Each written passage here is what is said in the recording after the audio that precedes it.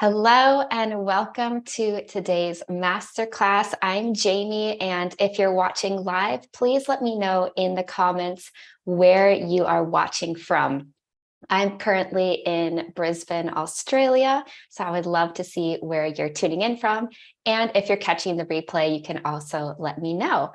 So let's get right into it. Today, I'm going to be talking about using social media to find students and grow your teaching business. So if you don't know me, my name is Jamie Gajewski. I am a certified American teacher. I also am a teacher coach, and I founded ESL Teacher 365 to help people teach abroad and online. I've been teaching abroad and online since 2010, and I teach both English and dance. So it is possible to teach other subjects besides English online or abroad as well. And I'm currently living in Australia, and I love to travel. So that's just a little bit about me. So make sure to stay with me until the end because we will have Q&A. So if you have any questions about teaching online or using social media, then keep those questions towards the end. Now, normally at this point, I would say turn off all distractions and make sure you're focused, but I would love to see what parts of this presentation today you find helpful. So you can tag me on Instagram or Twitter at ESL Teacher 365. Take a screenshot if there's anything that you found super helpful, and I would love to share that with you. Ooh, we have Sean is watching from Washington, D.C. Welcome. All right, so I want to know, how often do you use social media? So just think about that a little bit. Is it something that you're pretty comfortable with? Do you use it personally? Do you use it for your business? Do you use it often? Do you try to avoid it? So just think about that for a minute or so. So I want you to guess how many monthly users there are on each of these platforms. So Instagram, YouTube, and TikTok. What do you think? Are there a lot of users? Which one has the most? Well, Instagram has 1.39 billion monthly users. YouTube has 2.6 billion and TikTok has 1 billion. So that is a lot of potential people that you can reach with social media. Of course, not all of these people are your potential students, but it just goes to show you that this is a great way to reach potential students.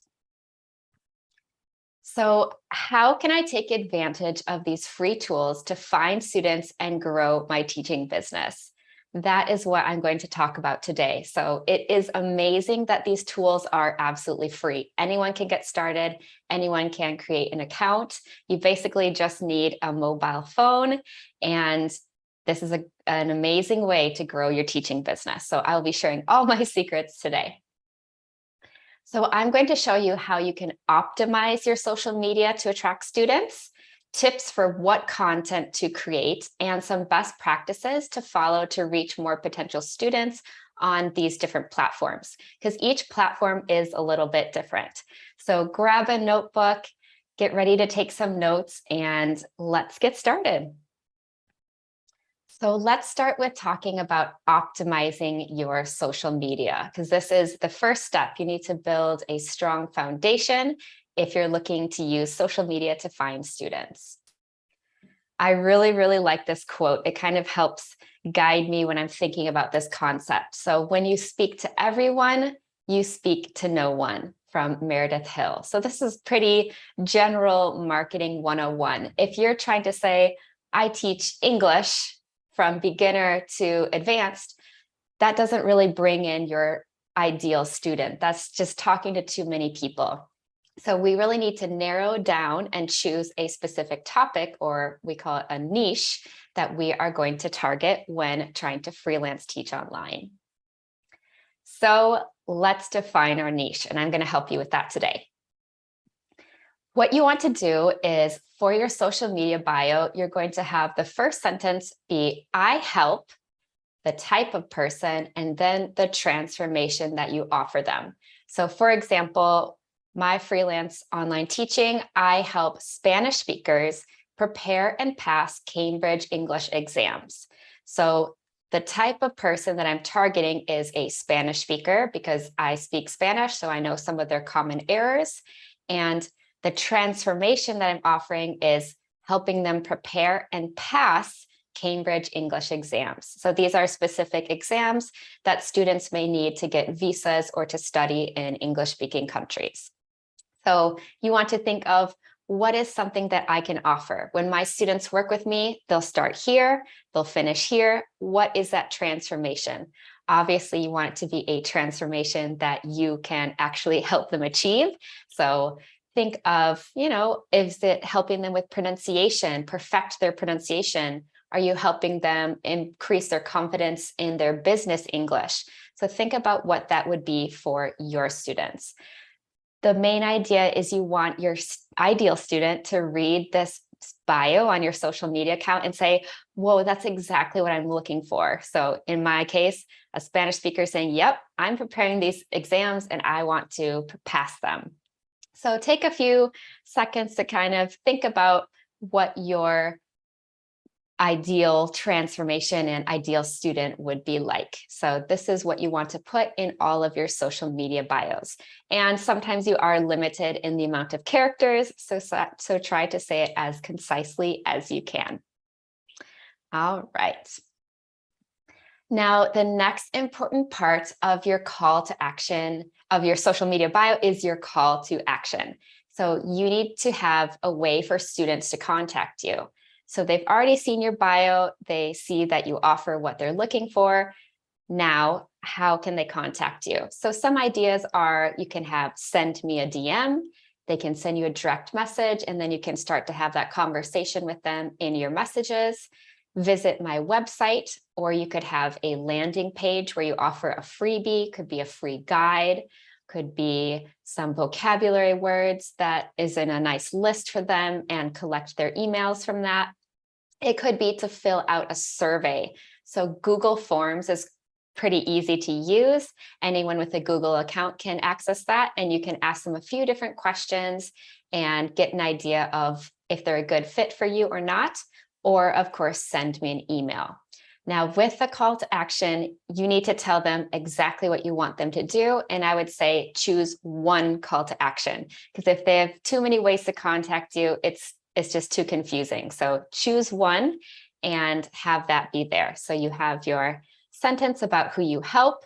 You could put a little bit more information about yourself. So maybe English teacher from, and then your country, or you could talk about your experience and then a call to action. Interested in classes? Send me a DM. Want to learn more? Send me an email, for example. So those are the two main parts of your social media bio. So these are your action steps, just to summarize. So I want you to update your bio so it's clear who you help and what transformation you offer. And then your second step is to provide an easy, clear way to contact you. So after this training, make sure you go and do those things for your social media accounts. Now, if you don't have your social media account set up yet, then this is something that you can do to further optimize it. So you want to think of something that your students are going to be searching for and include that in your username if you can. If you're teaching English, then it could be English with, and then your name, or learn English with your name, or teacher, your name. So something that your students can search and connect with you as a teacher. If you just have your name or you just have something random, then it doesn't look as professional and they won't know that you're a teacher necessarily. If you already have an account, there is still a way that you can optimize this. So for example, on Instagram, where you put your name, you could put your name and then English teacher. So you can add that on, and it just helps further optimize your account and reach more potential students. So just a few tips there. Okay, let's talk about what content to post. So we have your social media is all optimized, but we need to talk about what you're actually posting. So you want to be seen as the go-to expert in your topic. So to do that, you need to post helpful easily digestible content to attract and nurture potential students. So what does that mean? It means you need to post content that your students can use, they can easily understand or put into action, and it's going to be things they're interested in and also things that help them feel like you're helping them. So only post content related to your niche. So my niche, for example, was the Cambridge English exams. So I would only be posting helpful tips and tricks and things related to those exams, or tips for Spanish speakers trying to learn English. I wouldn't have other exams, or I wouldn't have tips for German speakers because they're not my ideal student. So you want to have it very, very focused on your niche and only posting content related to that. So you want to give them quick wins. So easy little things that they can do. So maybe it's a helpful resource, could be a video that they can watch that you can point to, or a blog post, or a quick vocabulary list they can download, tips, short tutorial videos, which are very, very important, and different things like that. So give them easy little bite-sized things that they can use. Social media is known for just scrolling, right? We don't have a very long attention span. So you want to make sure it's quite small and concise. So in order to kind of keep it consistent and not get overwhelmed, I recommend creating a content calendar. So you're going to plan out exactly what you'll post a few weeks or a month ahead of time. If you're just starting out, start by planning a week or two ahead.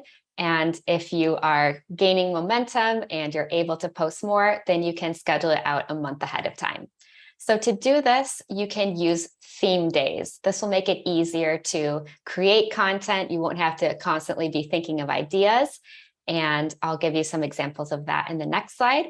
You can alternate between short and long posts, quotes, images, short videos, live videos, and carousel posts.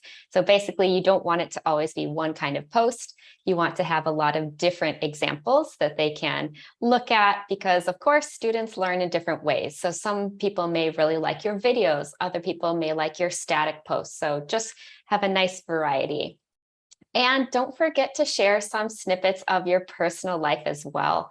Obviously, you do want to maintain a professional looking account, but you can share what you're doing as well, because you want your students to know, like, and trust you. So when they feel like they know a little bit about your personal life, they start to like you and trust you, and they're more likely to sign up for your classes. So talking about those theme days, here's an example of a content calendar. So I would say for my teaching, I have different pillars. I have the different skills like reading, writing, listening, speaking, grammar and vocabulary, interaction, and test strategies. So I'm going to kind of put these puzzle pieces into my week. So I know every Monday, I'm going to be sharing a post about a skill. So it could be reading, writing, listening, or speaking. And I could alternate each week, so then I already have a whole month of my Mondays planned out. Tuesday could be a grammar tip related to the exam. Wednesday, a question of the week. So this is where I want interaction. I want my students to be commenting or taking action on that post. Thursday could be more vocabulary words. For these exams, there's a lot of vocabulary that they need to know. So think about your niche, what's important for your niche. And Friday could be a test strategy. And then on the weekend, if I want to share a little bit about what I'm doing or get to know me kind of posts. So in this way, it's a lot easier to plan out your content because you're not constantly thinking of new ideas. You just kind of put it into this matrix and then can create it ahead of time. All right, so choosing which platforms to post on. My most important tip is to start with a platform your students use. So it doesn't matter if you like Instagram or you like YouTube. If your students aren't using those platforms, you're not going to reach them. So if you don't know where your students are, then you need to do a bit of market research and see where they're hanging out, where they're spending their time. So I recommend starting with 1 or 2 platforms and mastering them. Feel really comfortable posting on these platforms until it's second nature. Only then you can add on another one. So that's going to help prevent you from feeling completely burnt out by doing too much. And do know that video is huge right now. A lot of these platforms are pushing video. You have Instagram Reels, you have TikToks, you have YouTube Shorts, but at least you can kind of repurpose those videos on different platforms. But I know that a lot of people don't like showing their face on video, which is fine. There are ways to create videos without showing your face as well. But I do recommend kind of getting past that hurdle and getting on video, because you will be able to gain your potential students' trust a lot easier. So just some advice. Okay, so action steps, what content to post. So choose 1 to 2 platforms to start with, whichever ones your students are using. Remember that one. Step 2, create a content calendar. So start to schedule a week or 2 ahead of time. And then step 3, which is actually the most important, is to stay consistent. So if you post a month of amazing content, but then you fall off the face of the earth for another month, that's not good, right? Your students are going to be very confused. So start small, start with 1 or 2 posts a week. You don't have to do the full week. You can, but start small and then build it up, okay? So don't get burnt out, start small, but stay consistent. Okay, let's talk about social media best practices in general, and then for the different platforms.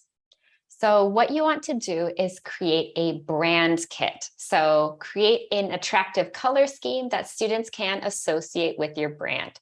So if you go to this website, you can find this image, which is really interesting. It shows the different logos and brands that we are used to, and kind of how the different colors are associated with them.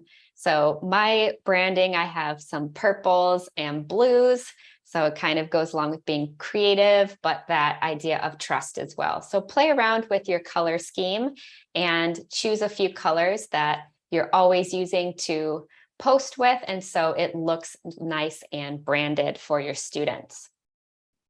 You can create a brand kit with these 2 to 4 colors. I also recommend choosing 3 fonts to use. So you'll have 1 for your headings, subheadings, and then body text. So again, it just standardizes everything and makes it look more professional. You can get a logo professionally made on Fiverr. Really easy, just find a designer, come up with a concept, and you can get your logo done. And then you also want to have some photos of you kind of saved in a folder and ready to go. So professional looking ones, your interests. So if you have any sports or hobbies that you enjoy, and of course, in your online classroom, you want to show your students what it's going to look like when they have class with you. So some with your teaching background is always helpful. So I recommend using Canva to create your content, and you can create a branding kit on Canva as well, or hiring a professional if this isn't something that you want to do. Now, in my description, I will have a link for a free trial of Canva Pro for 1 month. So you can definitely take advantage of that. And on Canva Pro, you can create a brand kit with your colors and fonts, and there's a lot of stuff that you can do, and you get access to everything with the Pro version. So definitely check that out if you haven't used Canva before. So in Canva, here's just an example of how you can use it. You can search for Instagram post, and then you'll have all of these different templates come up. So all of the different texts and images, you can edit these. So you can change it into your color scheme. You can change around the fonts and add any information that you would like. It just keeps it pretty simple. So here's an example of my brand kit. So if you look on the left, you'll see ESL Teacher 2021, so from last year, but I haven't changed my colors. And in one click, I can just change any post that I want to my color scheme. So that is very helpful. Okay, Instagram best practices. So you want to use as many features as you can. So static posts of different kinds, live videos, stories, and reels are the short form videos. So Instagram really likes it if you're not only posting one kind of thing or using one feature. Try out all of the different features. You also want to respond to your comments and the DMs as well. So this shows the algorithm that people like your content and they are engaging with it, and then it's going to push out your content to more people. So when you get those comments and DMs, make sure to respond to them. And also, there's a nice feature on there where you can collaborate with other people. So I recommend collaborating with other teachers in your niche, and this helps you grow both of your audiences. So recently, Instagram made it so you can tag another creator, and then when you post something, you can post it on your feed and then their feed as well. So it gets in front of your audience, it gets in front of their audience. So this is a nice way to collaborate and then get more potential students. So obviously you don't want to have someone too closely that you're competing with, but someone in a similar realm can be helpful for you. For TikTok, this is a platform where things are fast. So you want to have a hook in the first 2 seconds to draw students in.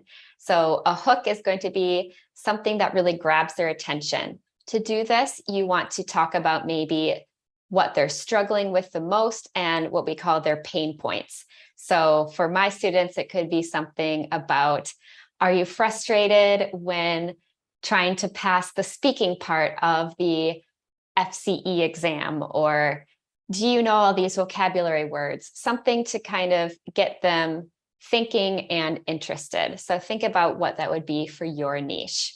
You want to use a mix of trending audio and your own original content. So a lot of these platforms are pushing out original content a bit more. So definitely make your own, but putting in a few trending TikToks and Reels can be helpful as well to get your account growing. So TikTok is a good one, but again, make sure that that's what the platform that your students are actually using, if that's who you're targeting.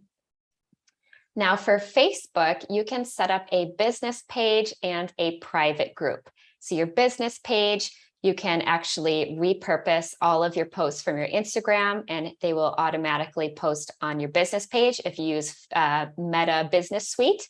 And also start a private group. So this is a nice way to have a community. You can answer questions. And again, your students will get to know you and trust you a little bit more. You can also automatically schedule those posts, like I said. And there's also a feature to use polls. So if you have a Facebook group or a page, you can add a poll. And then this is nice to know what kind of content people are actually looking for. So you can learn about your students and about their needs. So you can put, which do you need the most help with? Reading, writing, listening, speaking, and then they can vote. And then you'll know what you need to be creating and posting. And it's another way to talk to your students and create things that they are actually looking for. Now for YouTube, you want to make sure that your video titles are searchable. So this is for both regular long form videos and short videos. You don't have to make long form videos. You can just do shorts if YouTube is a bit intimidating, but I do recommend getting on YouTube if you can, because unlike other social media platforms where you make a post and it kind of disappears after a day or a few weeks, YouTube videos really are out there for a long time and they can be pushed out by Google as well. So think about it. I definitely recommend it. You'll also want to create a series of mini lessons. So this can be a way that students can see your teaching style. So even if you don't want to have a full-blown YouTube channel, if you have a series of a few sample videos, then when you have students that are interested in taking a class with you, you can send them the link to a playlist of your teaching series and they can get an idea of what your teaching style is like. I do have a recommendation if you want to get started on YouTube. I did work with Danny J, who is a coach, and she has a course coming out soon. So I'll put the information on the wait list. It's called the Magnetic Creator Academy. Check that out in the description if you are interested in getting on YouTube. Definitely highly recommend it. Now for LinkedIn, not many creators are sharing their content on LinkedIn. So this means there's less competition. You can also update and optimize your profile to reach your ideal students. So if you haven't gone into your LinkedIn recently and updated it, this is your reminder to do that. So again, optimize it for who you're helping, what you offer. And also you can start a page for your teaching business. And then once you're working there, you can put that as your kind of workplace. So don't forget about LinkedIn. It's another tool that you can use. You can also share your content there. You can share long and short form videos and any blog posts or things like that that you write as well. So action steps: create your brand kit on Canva, or if you don't want to do that, you can get a professional to help you. Fiverr is a great place for that. And step 2 is experiment with all the features of your chosen social platform and stay consistent. So if you choose Instagram, that's where your students are, try out all those different features. If your students are on YouTube, try some long form videos, try some short form videos. So have a play around with it and see how you can use all those different features. So the next point would be talking about growing your teaching business. So we've set up our social media, it's all optimized. We've chosen which platforms to use. We're posting consistently. Now, how do I use this to help me grow my teaching business? So once you attract your potential students, you need to nurture them. So you've attracted them with your content on your social media. Now we need to take care of them and make sure they stay. Again, you'll want to think of the know, like, trust factor, and I'll go over some ways to help you with this. So the first thing is always respond to your direct messages and comments with thoughtful responses. So not just, that's great or fantastic. You need to actually go in there, and if they have a question, be really helpful. If they say, oh, I like your content, have something a little bit more thoughtful. So take the time to really nurture these comments and messages, because these could be potential future students. The second tip is to schedule short one-on-one calls to find out about your students' pain points, and do this once a quarter. So you can do this over Zoom or Skype and see if you can put out a message on the social media that you're using, see if anyone has a few minutes and you can ask them some questions. And then maybe in exchange, you can answer some of their questions about English. So give them something for helping you, but ask those questions and really take the time to listen. So what are they struggling with? What kind of content would they find helpful? If they were to take classes with you, how many times per week would they like them? What kind of classes would they like? Group classes or private classes? How much would they be willing to pay? Would they like to pay weekly or monthly? So get as much information as you can from your students so that you can better serve them when you're ready to start teaching them. My third tip is to provide your students with what they ask for as quickly as you can. So this just means that if you put a poll in one of your groups and you see that a lot of people are wanting help with pronunciation, then I would recommend creating a resource, or maybe doing a short tutorial or having a sample class on that topic, and make that available as fast as you can. So this just means that students, again, can kind of trust you because they know that you'll be there to create things that they need. And you don't know, that could be the difference of getting 5 students that month than getting no students, because they see that you're willing to put in the effort. So just a little tip for kind of accelerating your students.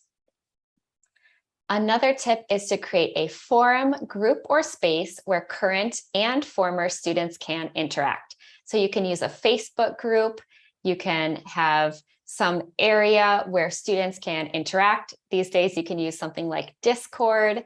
And in that way, your students can ask questions. These could even be students that took some lessons with you and maybe they've moved on, but they might have some questions, and new students that are coming in. So kind of anyone that has ever worked with you, you can have a nice community for them.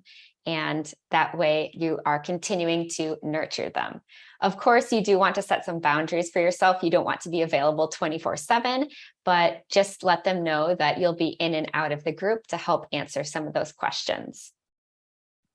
And my fifth tip is to send surveys to your students regularly to find out what they like and dislike about your classes. So you can use Google Forms or you can use something else. SurveyMonkey as well is a good one. And just send them to your students maybe once a quarter or when they finish a certain amount of lessons, something like that. So get their feedback on your courses. So always trying to create better courses and classes for your students.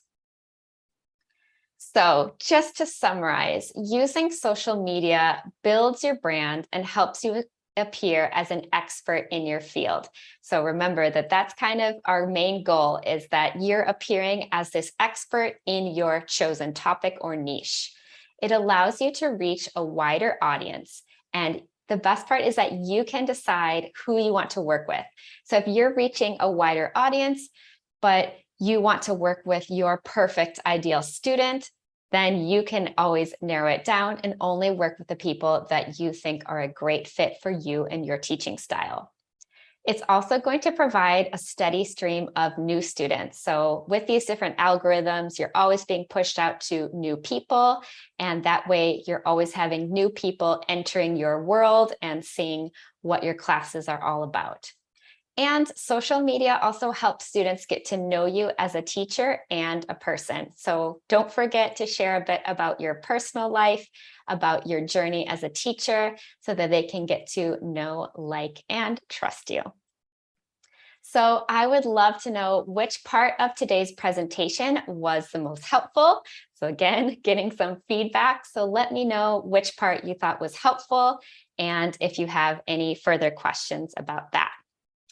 So I would love to have you connect with me. I'm at ESL Teacher 365 on YouTube, obviously.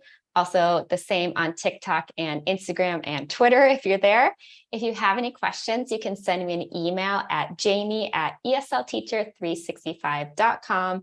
And I'm always here to help you with your online teaching journey, or if you're interested in teaching abroad as well.